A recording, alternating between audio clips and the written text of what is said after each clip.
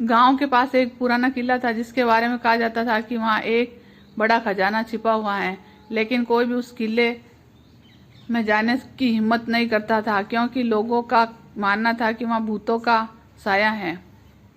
रवि और उसके दोस्त बचपन से ही इस कहानी को सुनते आ रहे थे। एक दिन रवि ने तय किया कि वह इस रहस्य को सुलझाएगा।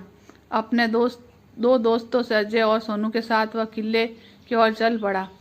किले के अंदर घूमते ही उन्हें दीवारों पर अजीब निशान दिखे। अजय ने टॉर्च जलाकर उन निशानों को ध्यान से देखा तो पाया कि ये दरअसल किसी नक्शे का हिस्सा थे।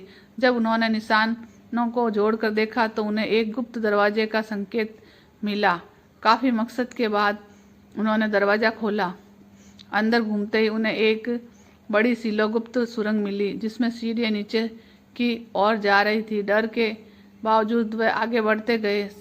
सुरंग के अंत में एक बड़ा हॉल था जहां सोने चांदी के सिक्कों और बेशकीमती गहनों से भरा हुआ एक पुराना संदूक पड़ा था। जैसे ही वह खजाने के पास पहुंचे, अचानक हवा तेज होने लगी और अंधेरा गहरा हो गया। तभी एक रहस्यमय आवाज गूंजी, जो इस खजाने को लेना चाहते हैं उसे उसकी कीमत चुकानी होगी।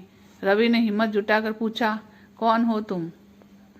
उस आवाज ने कहा, मैं इस खजाने का रक्षक हूँ।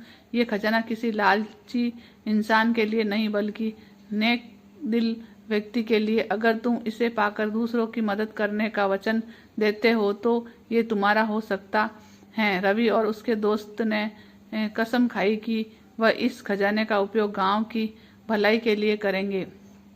अचानक हवा थम गई और दरवाजे अपने आप खुल गए और तीनों खजाना लेकर गांव लौटे और उससे एक स्कूल और दूसरा अस्पताल बनाया। इसी तरह उनका साहस और ईमानदारी न सिर्फ उन्हें खजाने तक ले गई बल्कि उन्हें पूरे गांव की तकदीर बदल दी। तो सब कथा अच्छी लगे तो लाइक सब्सक्राइब कर दो।